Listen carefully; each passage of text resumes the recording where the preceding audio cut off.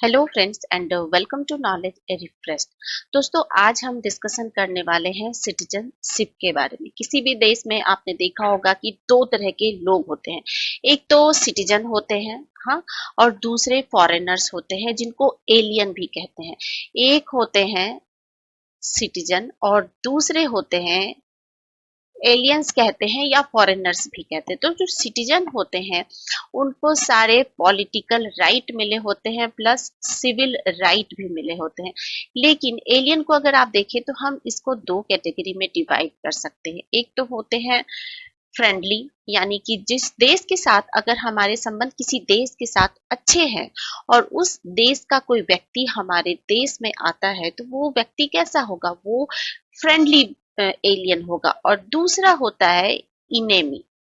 Enemy जैसे कि अगर आप देखिए, अगर कोई कंट्री है उसके साथ हमारे रिलेशनशिप अच्छे नहीं है और उसका कोई नागरिक हमारे देश में होगा, आएगा, तो वो इनेमी एलियन कहलाएगा।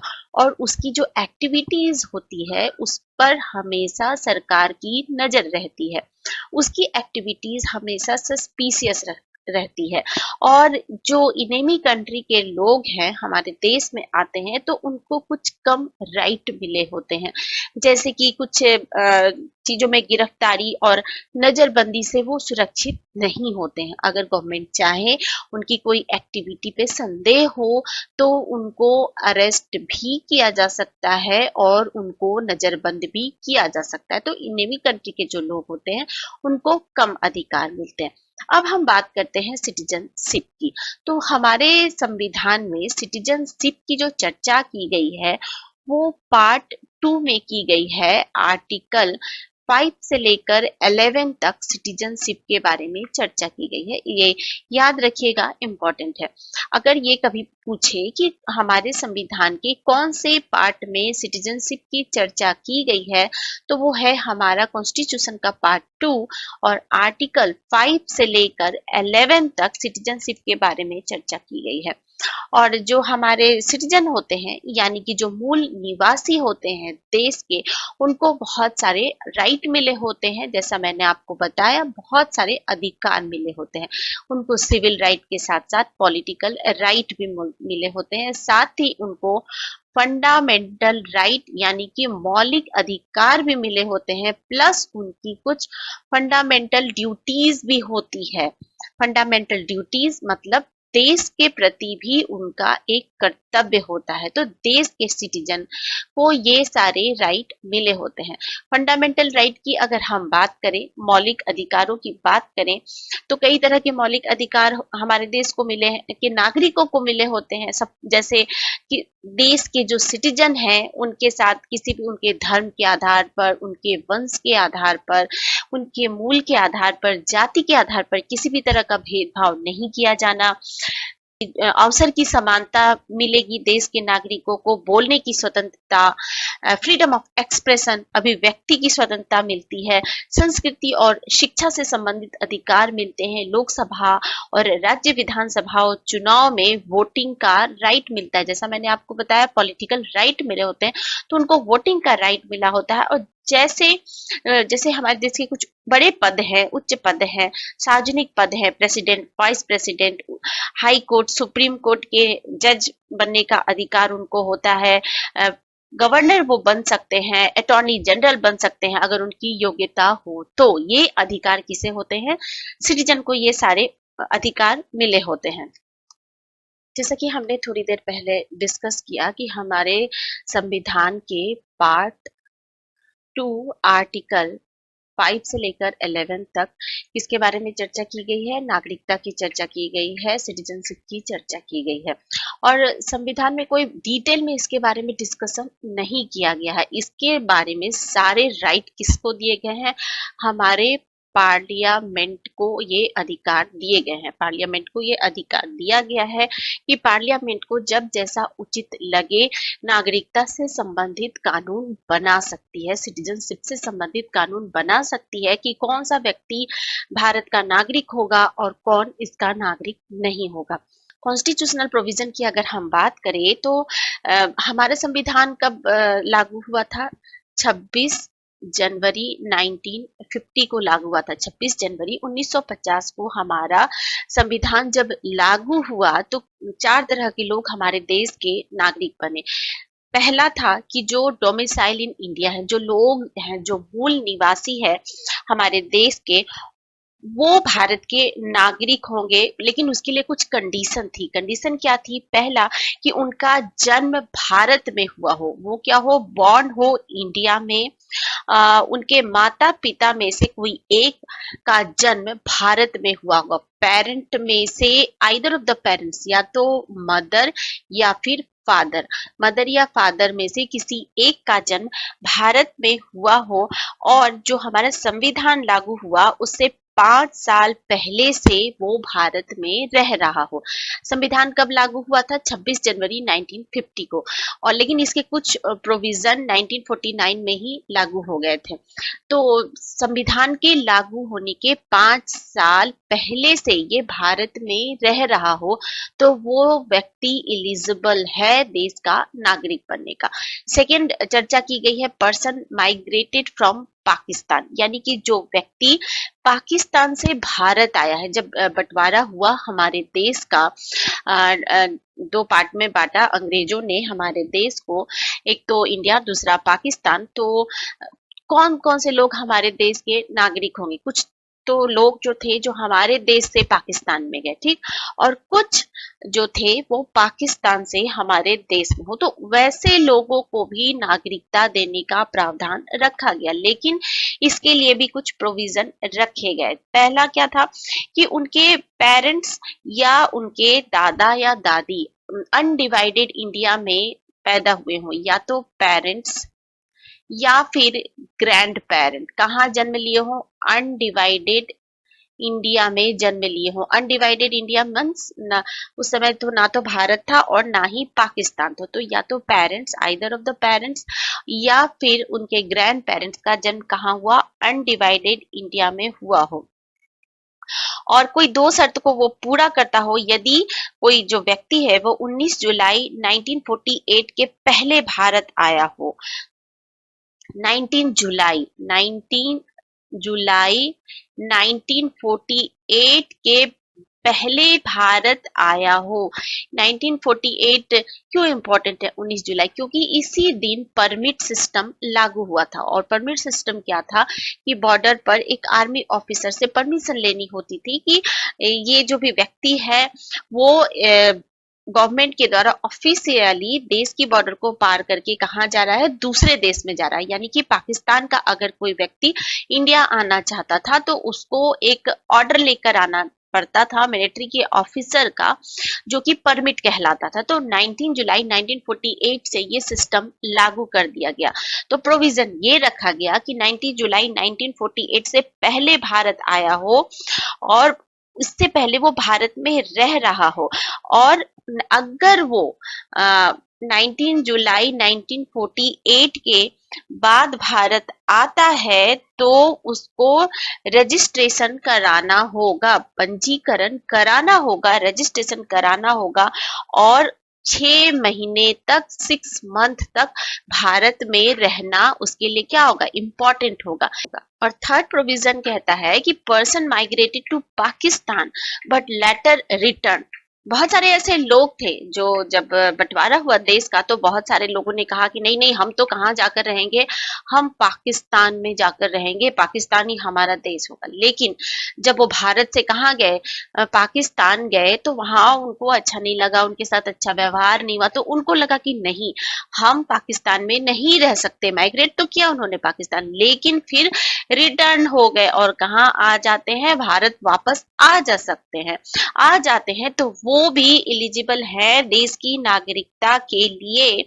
लेकिन कंडीशन इसके लिए भी है कि वो 1 मार्च 1947 के बाद भारत से पाकिस्तान गया हो लेकिन फिर भारत में वापस आया हो, तो वैसे लोग भी भारत का सिटीजन बन सकता है यदि वो रजिस्ट्रेशन कराता है और रजिस्ट्रेशन के 6 महीने तक भारत में रहता है। और ये कहाँ है?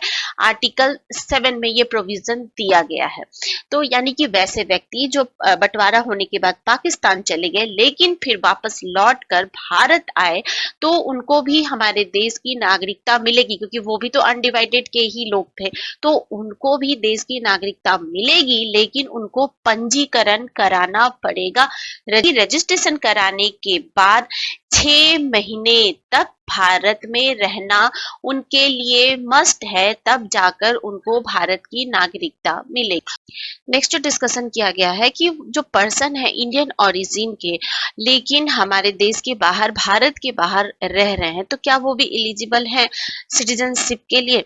तो इंडियन ओरिजिन के जो भी व्यक्ति भारत के बाहर रह रहे हैं, वो भी एलिजिबल हैं भारत की नागरिकता के लिए, यदि उनके पेरेंट या ग्रैंड पेरेंट में से कोई अनडिवाइडेड इंडिया में पैदा हुआ हो तो वो भी एलिजिबल होगा। लेकिन उसको क्या करना पड़ेगा? रजिस्ट्रेशन कराना पड़ेगा, पंजीकरण कराना पड़ेगा, तब जाकर वो भारत का नागरिक बन सकता है। सपोज बहुत सारे ऐसे लोग हैं जिनके पेरेंट या ग्रैंड पेरेंट देश के बाहर जाकर विदेशों में बस गए, अमेरिका में बस गए, ब्रिटेन में बहुत सारे लोग बसे, अफ्रीका में बहुत सारे लोग बसे, अमेरिका में बहुत सारे लोग बसे, लेकिन जो उनके बच्चे हुए वो भारत के नागरिक बन सकते हैं। शर्त है कि उनके पेरेंट या ग्रैंड पेरेंट में से कोई अनडिवाइडेड इंडिया में पैदा हुए होने चाहिए, और उनको क्या करना होगा? रजिस्ट्रेशन कराना पड़ेगा। जैसे सुनीता विलियम्स की बात हम कर सकते हैं, वो भी इंडियन ओरिजिन की है, वो भी अगर चाहे तो भारत की नागरिक बन सकती है। कैसे?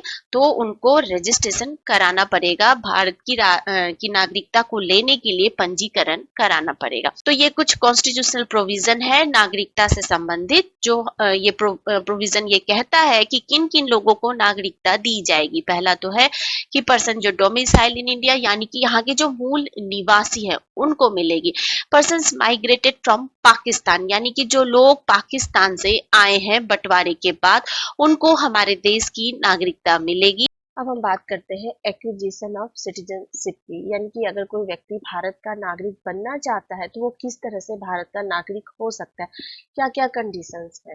तो जो हमारा सिटीजनशिप एक्ट 1955 है, उसमें 5 तरह के एक्विजिशन की बात की गई है कि 5 कंडीशंस हैं जिसके आधार पर वो देश का नागरिक बन सकता है, वो एलिजिबल है देश का नागरिक बनने के लिए। पहला है बाय बर्थ, सेकेंड है वंश के आधार पर बाय डिसेंट, तीसरा है रजिस्ट्रेशन कराकर बाय नेचुरलाइजेशन, प्राकृतिक रूप से, बाय इनकॉर्पोरेशन ऑफ टेरिटरी, यानी कि अगर किसी क्षेत्र को भारत के द्वारा अधिग्रहित कर लिया जाता है तो उस एरिया के जो लोग हैं वो ऑटोमेटिक इस देश के नागरिक हो जाएंगे। अब हम वन बाय वन इस पर थोड़ा डिस्कशन कर लेते हैं कि बाय बर्थ में क्या क्या टर्म्स एंड कंडीशन है, बाय डिसेंट में क्या क्या टर्म्स एंड कंडीशंस है, रजिस्ट्रेशन का क्या प्रोसेस है, नेचुरलाइजेशन का क्या प्रोसेस है, और इनकॉर्पोरेशन ऑफ टेरिटरी के क्या टर्म्स एंड कंडीशंस है। तो बाय बर्थ की अगर हम बात करें तो बाय बर्थ में ये कहा गया है कि जन्म के आधार पर नागरिकता तभी दी जाएगी जब किसी व्यक्ति का जन्म 26 जनवरी 1950 को या उसके बाद, लेकिन 1 जुलाई 1987 से पहले हुआ हो। यानी कि अगर किसी का जन्म 26 जनवरी 1950 को या उसके बाद, लेकिन 1 जुलाई 1987 के पहले हुआ हो, तो चाहे उसके पेरेंट्स किसी भी देश के सिटीजन क्यों ना हो, वो भारत का नागरिक होने के लिए एलिजिबल है, उसको भारत की नागरिकता दी जाएगी। दूसरा कहता है कि अगर किसी का जन्म 1 जुलाई 1987 को या उसके बाद हुआ हो, तो उसको हमारे देश की नागरिकता तभी दी जाएगी जब उसके जन्म के समय उसके पेरेंट्स में से कोई एक भारत का नागरिक हो। यानी कि अगर किसी का जन्म 1 जुलाई 1987 को या उसके बाद हुआ हो, तो पेरेंट्स में से किसी एक का जन्म भारत में होना जरूरी है, पेरेंट्स में से किसी एक को भारतीय नागरिक होना जरूरी है। जबकि पहले क्या था, ये प्रोविजन था कि चाहे उसके पेरेंट्स किसी भी देश के नागरिक क्यों ना हो, अगर उसका जन्म भारत में हो गया है तो वो भारत का नागरिक माना जाएगा। लेकिन बाद में ये किया गया कि नहीं, अगर 1 जुलाई 1987 को या उसके बाद हुआ है तो उसके माता पिता में से किसी एक को भारत का नागरिक होना जरूरी है। उसके अलावा एक और डेट है, ये डेट है 3 दिसंबर 2004, 2004।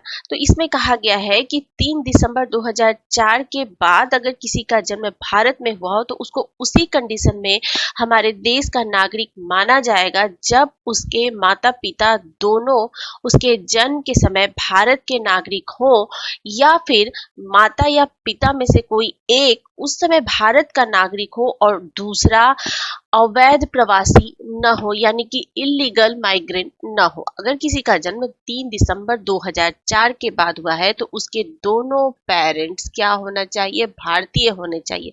नहीं तो मदर या फिर फादर में से कोई एक भारतीय होना चाहिए। सपोज अगर फादर भारतीय है, मदर विदेश की नागरिकता धारण किए हुए है, तो मदर को इलीगल माइग्रेंट नहीं होना चाहिए, यानी कि गैर कानूनी तरीके से वो भारत में नहीं रह रही हो। और दूसरी बात, अगर मदर इंडियन सिटीजन है तो फादर इलीगल माइग्रेंट नहीं होने चाहिए, यानी कि गलत तरीके से, गैर कानूनी तरीके से भारत में नहीं रह रहे होने चाहिए।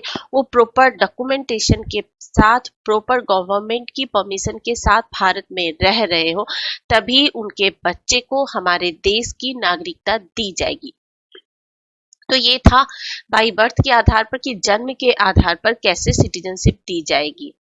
अब हम बात करते हैं वंश के आधार पर, बाय डिसेंट के आधार। तो ये प्रोविजन ये कहता है कि अगर किसी का जन्म 26 जनवरी 1950 को या उसके बाद, लेकिन 10 दिसंबर 1992 के पहले हुआ हो, डेट इंपॉर्टेंट है, याद रखिएगा कि अगर किसी का जन्म 26 जनवरी 1950 को या उसके बाद लेकिन 10 दिसंबर 1992 के पहले हुआ हो तो उसको वंश के आधार पर देश की नागरिकता दी जाएगी यदि उसका फादर जन्म के समय भारत का नागरिक रहा हो। यानी यहाँ मदर की नागरिकता को इम्पोर्टेंस नहीं दिया गया था, फादर की नागरिकता को इसमें इम्पोर्टेंस दिया गया था कि वंश के आधार पर तभी माना जाएगा जब उसके जन्म के समय फादर इस देश का नागरिक हो।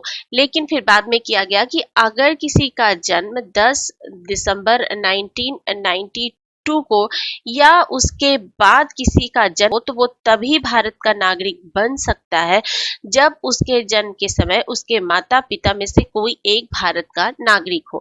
यानी कि 10 दिसंबर 1992 के बाद या 10 दिसंबर 1992 को अगर किसी का जन्म देश में हुआ हो तो either of his parents must be Indian, यानी कि उसके या तो मदर उसकी इंडियन होनी चाहिए या फादर कोई एक अगर इंडियन सिटीजन है तो चलेगा। तो जैसा कि मैंने आपको बताया कि सिटीजनशिप एक्ट 1995 में टाइम के हिसाब से अमेंडमेंट किए गए, जब जैसी रिक्वायरमेंट हुई तो अमेंडमेंट किए गए। कई बार अमेंडमेंट किए गए, 85, 86, 1992, 2003, 2005, 15, 2019 में अमेंडमेंट हुए हैं अभी रिसेंटली। साथ ही ये भी कहा गया कि अगर किसी का जन्म 3 दिसंबर 2004 के बाद भारत के बाहर हुआ हो, यानी कि with in the territory of India नहीं हुआ हो, भारत के बाहर, सपोज किसी अदर कंट्री में उसके पेरेंट्स गए हैं और वहां उसका जन्म हुआ हो, तो क्या कंडीशन है? इंडियन कॉन्सुलेट में रजिस्ट्रेशन कराना जरूरी था। इंडियन काउंसुलेट में रजिस्ट्रेशन कराना होगा कि 1 साल के अंदर, जन्म के 1 साल के अंदर, कि देखो भाई ये हमारा बच्चा है, ये हम इंडियन है, हम जिसके पेरेंट्स हैं वो इंडियन है, लेकिन इसका जन्म भारत के बाहर हुआ है, तो इंडियन काउंसुलेट में 1 साल के अंदर बच्चे को का रजिस्ट्रेशन कराना होगा। और दूसरी कंडीशन ये है कि उसको दूसरे देश की उस बच्चे को नागरिकता नहीं मिली होनी चाहिए।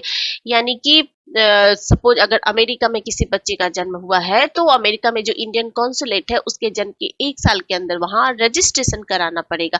लेकिन अब ऐसा नहीं कि जन्म के आधार पर, अमेरिका में है ना प्रोविजन की बाई बर्थ वो अमेरिका का सिटीजन होगा, जिस पर ट्रंप अभी ये कह रहे हैं कि वो अगर गवर्नमेंट में आए तो इस एक्ट को हटाएंगे, इस रूल को हटाएंगे। तो उसको बाई बर्थ अमेरिका की सिटीजनशिप नहीं ली होनी चाहिए, तभी उसको हमारे देश की नागरिकता दी जाएगी। क्योंकि हमारे देश में क्या है, सिंगल सिटीजनशिप का प्रोविजन है, ड्यूअल सिटीजनशिप नहीं दी जाती हमारे देश में। तो ये बाय डिसेंट के आधार पर प्रोविजन किया गया है। नेक्स्ट है बाय रजिस्ट्रेशन, यानी कि रजिस्ट्रेशन के द्वारा देश की नागरिकता कैसे दी जाएगी। तो अगर कोई व्यक्ति इलीगल माइग्रेंट ना हो, यानी कि गलत तरीके से भारत में नहीं रह रहा हो, तो वो भारत की सिटीजनशिप को लेने के लिए इलिजिबल है, वो रजिस्ट्रेशन करा सकता है। तो उसके लिए कुछ कंडीशंस है, क्या क्या है। वो इंडियन ओरिजिन का होना चाहिए, और सिटीजनशिप की जो एप्लीकेशन देने के पहले 7 साल पहले भारत में रह चुका हो, यानी कि जो रजिस्ट्रेशन के लिए एप्लीकेशन देते हैं उसको देने के 7 ईयर बिफोर से वो भारत में रह रहा हो, तो वो देश की नागरिकता को प्राप्त करने के लिए इलिजिबल है बाय रजिस्ट्रेशन के द्वारा। और वो सेकेंड है इंडियन ओरिजिन का व्यक्ति जो अनडिवाइडेड इंडिया के बाहर और किसी अन्य देश में रह रहा हो, वो क्या होना चाहिए, इंडियन ओरिजिन का होना चाहिए। और अगर किसी की शादी इंडियन सिटीजन से की जाती है, सपोज कोई व्यक्ति है और इंडियन सिटीजन से वो शादी करता है, तो वो भी रजिस्ट्रेशन के द्वारा सिटीजनशिप को ले सकता है, लेकिन क्या कंडीशन है कि रजिस्ट्रेशन देने के 7 ईयर पहले से भारत में रह रहा हो। सपोज ए है और एक बी है, और ए और बी की शादी होती है, तो ए इंडियन सिटीजन है और बी इंडियन सिटीजन नहीं है। तो बी की शादी अगर इंडियन सिटीजन से होती है तो वो भी एलिजिबल है इंडियन सिटीजन बनने का। कंडीशन क्या है कि वो जो रजिस्ट्रेशन के लिए एप्लीकेशन देते हैं उसके 7 ईयर बिफोर से भारत में रह रहा हो। तो ये इम्पोर्टेंट डेट है, याद रखिएगा, ये इम्पोर्टेंट ईयर है, याद रखिएगा कि वाई रजिस्ट्रेशन के लिए 7 ईयर बिफोर से रहना जरूरी होता है। और नेक्स्ट है इंडियन सिटीजन के कोई माइनर अगर चिल्ड्रन है तो वो भी एलिजिबल है। सपोज कोई बाहर रह रहा है और उसके बच्चे का इंडियन सिटीजन है और उनको एक बच्चे का जन्म होता है, तो वो भी एलिजिबल है हमारे देश की नागरिकता के लिए, क्योंकि उसके पेरेंट्स क्या है, इंडियन सिटीजन है।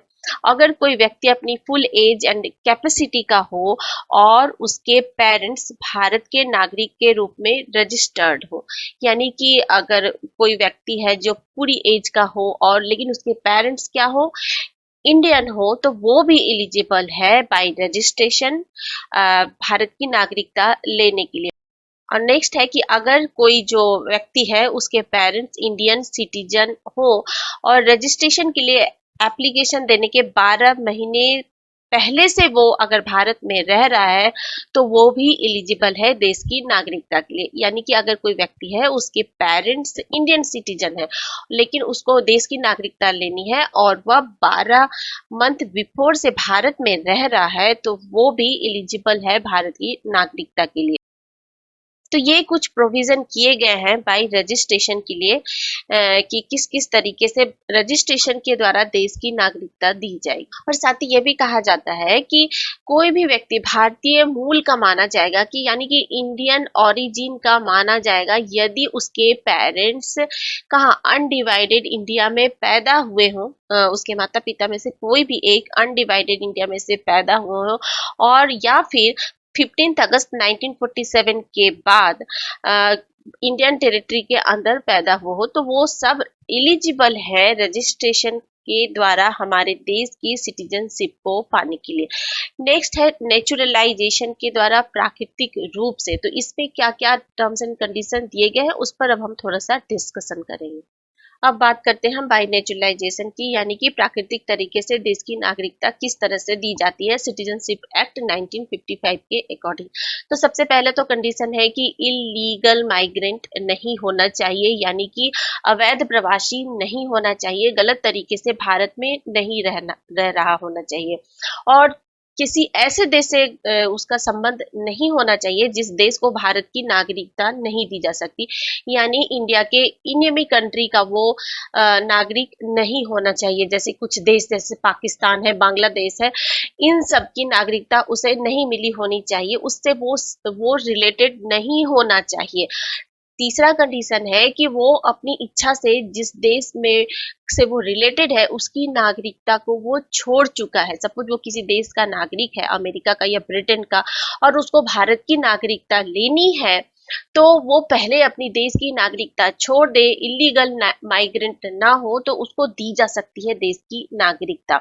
और भारत में कोई रह रहा हो, भारत में जॉब कर रहा हो और टैक्स दे रहा हो तो वो एलिजिबल है भारत की नागरिकता के लिए, भारत की सिटीजनशिप के लिए। और लेकिन उसमें क्या कंडीशन है कि जो एप्लीकेशन देते हैं सिटीजनशिप के लिए, उसमें 12 माह पहले से वो रह रहा होना चाहिए, यानी एप्लीकेशन डालने के 12 मंथ बिफोर से वो भारत में रह रहा होना चाहिए।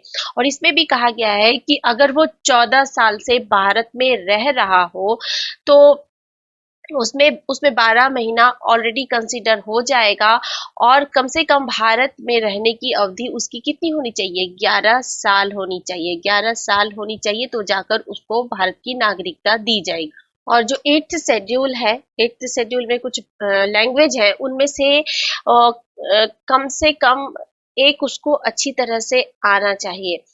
जो भी हमारे 8th शेड्यूल में कितने 22 लैंग्वेज दिए गए हैं, तो उसमें से कम एक लैंग्वेज उसको अच्छी तरह से आना चाहिए, तभी जाकर उसको नेचुरलाइजेशन के द्वारा सिटीजनशिप दी जाएगी, हमारे देश की नागरिकता दी जाएगी। नेक्स्ट कंडीशन है बाय इनकॉर्पोरेशन ऑफ टेरिटरी। यदि किसी एरिया को भारत सरकार के द्वारा एक्वायर कर लिया जाता है तो उस एरिया में रहने वाले लोगों को देश की नागरिकता दी जाएगी।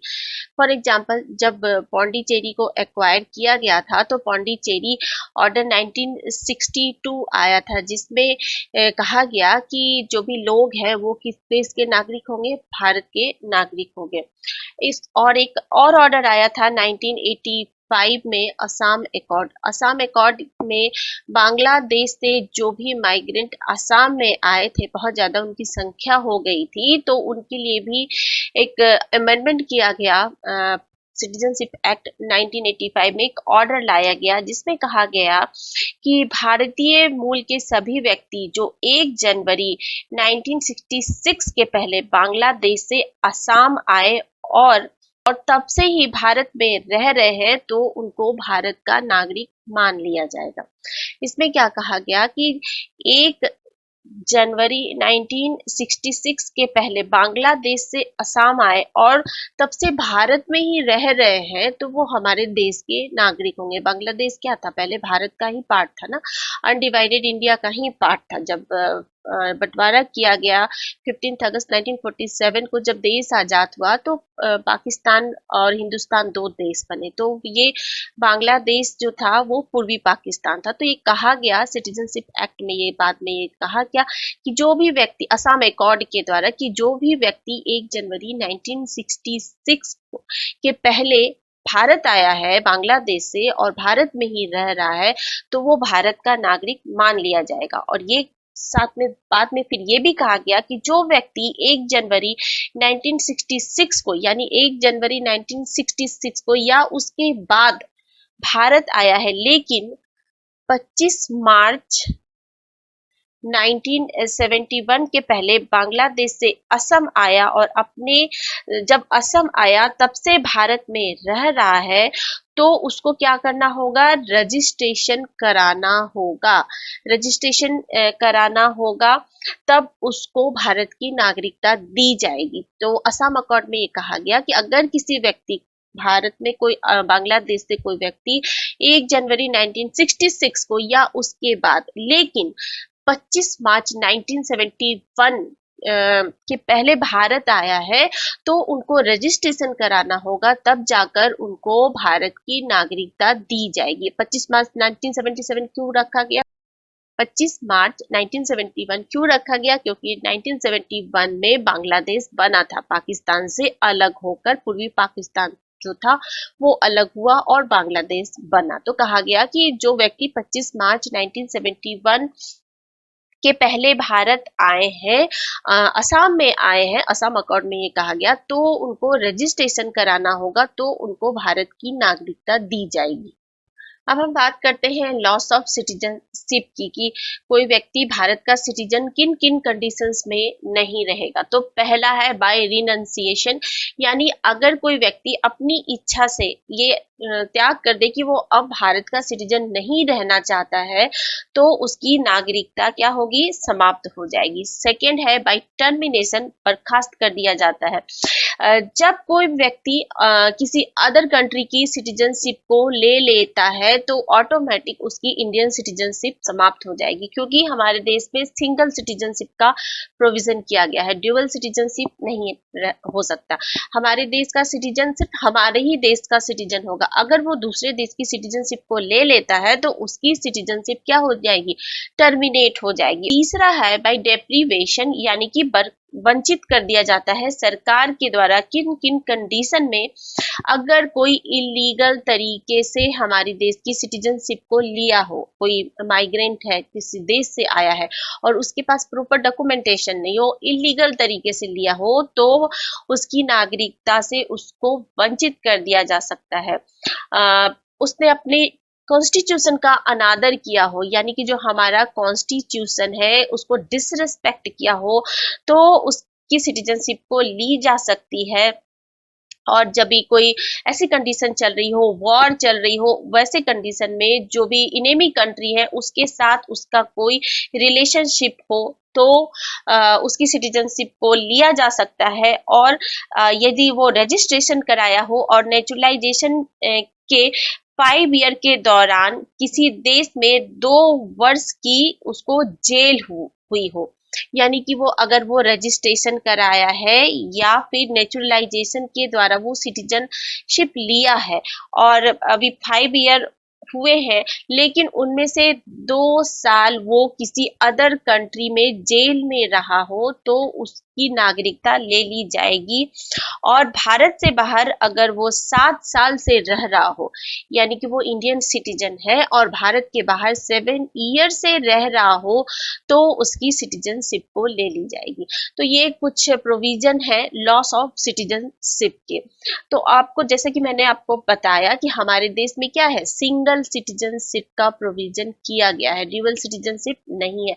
वहीं अमेरिका में अगर हम देखें तो अमेरिका में ड्यूअल सिटीजनशिप का प्रोविजन किया गया है। वो जो कोई भी अगर नागरिक है तो वो न केवल अमेरिका का नागरिक है, बल्कि अगर वो किसी स्टेट में रह रहा है, कैलिफोर्निया में रह रहा है, तो वो उसका भी सिटीजन होगा। लेकिन हमारे देश में ऐसा नहीं है। हमारे देश में सिटीजनशिप सिर्फ इंडियन दी जाती है। सपोज आप किसी अदर स्टेट में किसी भी स्टेट में आप रह रहे हो, चाहे वो एमपी में रह रहे हो, महाराष्ट्र में रह रहे हो, यूपी में रह रहे हो, तो इन राज्यों के लिए अलग से सिटीजनशिप लेने की जरूरत नहीं है। हमारे देश में देश की सिटीजनशिप दी जाती है, राज्यों की नहीं। सिंगल सिटीजनशिप का प्रोविजन है। भाई जैसा मैंने आपको बताया, यूएस में क्या है, यूएस का तो सिटीजन वो होगा ही होगा, साथ ही साथ जिस स्टेट में वो रह रहा है वहां की भी सिटीजनशिप उसको दी जाती है। तो हमारे देश में लेकिन ये प्रोविजन नहीं है। हमारे देश में सिंगल सिटीजनशिप का प्रोविजन है। जो सिटीजनशिप एक्ट 1955 है उसमें टाइम टू टाइम अमेंडमेंट किए गए। कई बार अमेंडमेंट किए गए, उसी में 2003 में अमेंडमेंट किया गया। 2003 में सिटीजनशिप एक्ट में अमेंडमेंट किया गया। इसमें कहा गया कि जो भी इलीगल माइग्रेंट हैं, जो भी अवैध तरीके से भारत में आकर रह रहे हैं, अवैध प्रवासी हैं, उनको किसी भी तरह से भारत की नागरिकता नहीं दी जाएगी, चाहे वो बाय बर्थ हो, बाय डिसेंट हो, बाय रजिस्ट्रेशन हो, बाय नेचुरलाइजेशन हो, या फिर इनकॉर्पोरेशन ऑफ टेरिटरी हो। किसी भी तरीके से भारत की नागरिकता के लिए वो इलिजिबल नहीं है अगर वो इलीगल माइग्रेंट है, अवैध प्रवासी है। उसी तरह से सिटीजनशिप एक्ट अमेंडमेंट एक्ट 2019 आया। इसके बारे में आप लोगों ने भी बहुत सारे डिस्कशन सुना होगा और अभी भी इसके बारे में डिस्कशन चलते रहते हैं। तो इसको भी हम देख लेते हैं थोड़ा सा कि आखिर ऐसा क्या किया गया है इसमें कि इतना डिस्कशन हो रहा है इसके में। तो जैसा कि मैंने आपको बताया पहले ही कि सिटीजनशिप एक्ट में अमेंडमेंट करने का अधिकार किसको है, पार्लियामेंट को, और नागरिकता से संबंधित कानून बनाने का सारा अधिकार किसे दिया गया है, हमारे देश की संसद को दिया गया है। तो सिटीजनशिप एक्ट 2019 में ये प्रोविजन किया गया कि पाकिस्तान, बांग्लादेश और अफगानिस्तान, ये 3 कंट्री है, ये 3 कंट्री के जो 6 माइनॉरिटीज हैं उनको भारत की नागरिकता दी जाएगी अगर वो चाहे तो हमारे देश की नागरिकता ले सकते हैं। ये 6 माइनॉरिटीज कम्युनिटीज कौन कौन है? ये है हिंदू, बुद्ध, सिख, क्रिश्चियन, जैन और पारसी। भारत का कहना है, भारत सरकार का कहना है कि ये जो 6 रिलीजन है ये जगह पे ये माइनॉरिटी में आते हैं पाकिस्तान, बांग्लादेश और अफगानिस्तान में, और इनके साथ गवर्नमेंट के द्वारा यानी इन देशों की सरकार के द्वारा प्रॉपर जस्टिस नहीं किया जाता, इनके साथ सही बिहेवियर नहीं होता, तो इनको अगर वो भारत आते हैं तो हम भारत की नागरिकता दे देंगे। तो इस पर ही बहुत सारे इश्यूज होते हैं, इस पर ही बहुत सारे क्वेश्चन उठते हैं। ये भी कहा जाता है कि इन पर अगर अत्याचार हो रहा है इन 6 माइनॉरिटीज को पाकिस्तान, बांग्लादेश एंड अफगानिस्तान में, तो मुस्लिम्स जो वहां पे मुस्लिम है, कुछ मुस्लिम जैसे अहमदिया मुस्लिम, उनके साथ भी अच्छा बिहेवियर नहीं होता, तो उनको भारत की नागरिकता क्यों नहीं दी जा रही? लोगों का कहना है कि जो अहमदिया मुस्लिम्स हैं उनके साथ भी अत्याचार होता है इन देशों में, तो मुस्लिम को एक्सक्लूड क्यों किया गया है? अहमदिया मुस्लिम को भी इसमें इंक्लूड किया जाना चाहिए, या कोई भी ऐसा मुस्लिम हो जो पाकिस्तान, बांग्लादेश और अफगानिस्तान का सिटीजन हो, लेकिन उनके साथ अगर अत्याचार हो रहा है तो उनको भारत की नागरिकता मिलनी चाहिए, किसी को भी मिलनी चाहिए, सिर्फ 6 माइनॉरिटी कम्युनिटीज को नहीं मिलनी चाहिए। तो इस पर हमेशा डिस्कशन आपने भी सुना होगा, होते रहते हैं। और सिटीजनशिप एक्ट 2019 से एक्सक्लूड किया गया है नेपाल को, भूटान को, श्रीलंका को और म्यांमार को। तो इन देशों को एक्सक्लूड किया गया है, यानी कि नेपाल, भूटान, श्रीलंका और म्यांमार के जो लोग हैं, जो माइनॉरिटीज कम्युनिटी के लोग हैं, उनके लिए ये एक्ट नहीं लाया गया है, उनको देश की नागरिकता नहीं दी जाएगी। वनली पाकिस्तान, बांग्लादेश और अफगानिस्तान के 6 माइनॉरिटीज कम्युनिटीज को ही भारत की नागरिकता दी जाएगी। और इसका नॉर्थ ईस्ट में काफी विरोध हो रहा है, नॉर्थ ईस्ट में के लोग इसके लिए प्रोटेस्ट भी किए हैं। उनका कहना था कि नहीं, इससे जो बैलेंस है वो बिगड़ जाएगा। बांग्लादेश से बहुत सारे शरणार्थी कहाँ आते हैं? नॉर्थ ईस्ट में आते हैं, तो उनका कहना था कि नहीं, जो हमारे लोकल लोग हैं उनके साथ गलत होना शुरू हो जाएगा। तो ये था सिटीजनशिप एक्ट 2019 का वो प्रोविजन जिस पर काफी डिस्कशन होता है। और अब हम बात करते हैं एनआरआई, पीआईओ एंड ओसीआई के बारे में। एनआरआई क्या है? आपने ये टर्म हमेशा सुना होगा। एनआरआई वो होते हैं जो इंडियन सिटीजन होते हैं, जो भारतीय नागरिक होते हैं और उनके पास पासपोर्ट कौन सी होती है? भारत की होती है, लेकिन वो कहाँ रह रहे हो? विदेश में रह रहे हैं, तो वो नॉन रेसिडेंशियल इंडियन कहलाते हैं। वो इंडियन होते हैं जो इंडिया में रेसिडेंट नहीं रहता, वो भारत में नहीं रह रहे होते हैं। जैसे सपोज कोई व्यक्ति है, राम उसका नाम है, उसके वो सिटीजन है इंडिया का, उसके पास पासपोर्ट भी है इंडियन, लेकिन वह यूके में रह रहा है, तो वो क्या कहलाएगा? वो एनआरआई कहलाएगा। उसी तरह एक टर्म थी PIO, person of Indian origin, तो इस टर्म को हटा दिया गया 2015 के सिटीजनशिप अमेंडमेंट एक्ट के द्वारा। अब पीआईओ को ओसीआई कार्ड होल्डर कहा जाने लगा। OCI, overseas citizen of India, ये कहा जाने लगा 2015 के द्वारा। OCI card holder, OCI card holder कौन होंगे, कौन एलिजिबल होंगे इसके लिए? कोई भी व्यक्ति जो अनडिवाइडेड इंडिया में पैदा हुआ हो वो तो एलिजिबल है ही, साथ ही साथ यदि कोई इंडियन सिटीजन है, किसी भी समय भारतीय मूल का कोई भी व्यक्ति रहा हो जो विदेश में रह रहा हो, लेकिन उसके कोई नाबालिग बच्चे हैं, 18 साल से कम एज के बच्चे हैं, वो भी ओसीआई कार्ड के लिए एलिजिबल होते हैं। तो कुछ कंडीशंस होती है ओसीआई कार्ड होल्डर्स के लिए, यानी कि ओवरसीज सिटीजन ऑफ इंडिया, उनका संबंध कभी ना कभी उनके पूर्वजों का संबंध भारत से होना चाहिए, तो उनको भारत में ओसीआई कार्ड के लिए वो लोग एलिजिबल होते हैं और इनको बहुत सारे अधिकार भी दिए जाते हैं, बहुत सारे कुछ राइट्स मिलते हैं ओसीआई कार्ड होल्डर को। जैसा कि मैंने आपको पहले बताया कि पीआईओ एक अलग स्कीम थी पहले और ओसीआई अलग थी, लेकिन 2015 में पीआईओ को मर्ज कर दिया गया ओसीआई में और अब क्या कहा जाता है, ओवरसीज सिटीजन ऑफ इंडिया। इनको मर्ज कर कर एक में ही ओवरसीज सिटीजन ऑफ इंडिया कहा जाता है। ये भारतीय मूल के व्यक्ति होते हैं जो कभी ना कभी भारतीय मूल के रहे हो, उनके पूर्वज वो एलिजिबल होते हैं ओवरसीज सिटीजन ऑफ इंडिया के कार्ड के लिए और इनको कुछ फैसिलिटीज दी जाती है, इनको कुछ राइट दी जाती है। तो ये हमारा चैप्टर था सिटीजनशिप का, हमारे कॉन्स्टिट्यूशन का ये चैप्टर था नागरिकता से संबंधित। तो जैसा मैंने आपको पहले ही शुरू में ही बताया कि हमारे संविधान में नागरिकता से ज्यादा डिटेल में डिस्कशन नहीं किया गया है, बल्कि इसके सारे अधिकार किसे दिए गए हैं, पार्लियामेंट को दिया गया है कि पार्लियामेंट को ये अधिकार है, भारत की संसद को ये अधिकार है कि समय समय पर जब उसको जैसा लगे नागरिकता से संबंधित प्रोविजन ला सकती है, एक्ट ला सकती है। समय समय पर कंडीशन बदलते रहते हैं, तो उसी के हिसाब से संसद के द्वारा भी हमारे देश की जो नागरिकता अधिनियम था 1955 का, उसमें कई बार संशोधन भी किए गए, अमेंडमेंट भी किए गए। तो ये पूरा चैप्टर था। ये चैप्टर थोड़ा लेंदी है, कुछ डेट है जो समझने में काफी कंफ्यूजन होता है, तो आप एक बार बुक को जरूर पढ़ लीजिए और उसको समझने की कोशिश कीजिएगा, तो आपको आसानी से समझ में आ जाएगा। किसी भी, मैं हर बार ये कहती हूँ, किसी भी लेक्चर को, वीडियो लेक्चर को देखने के बाद आप बुक को जरूर पढ़िए, तो आपको चीजें आसानी से समझ में आ जाएंगी। क्योंकि बुक को पढ़ना भी बहुत जरूरी होता है, किसी भी चीज का रिवीजन करना बहुत जरूरी होता है। आई होप आपको ये वीडियो पसंद आया होगा। अगर आपको ये वीडियो पसंद आता है तो प्लीज चैनल को लाइक करें, शेयर करें एंड सब्सक्राइब जरूर करें। Thank you so much for watching.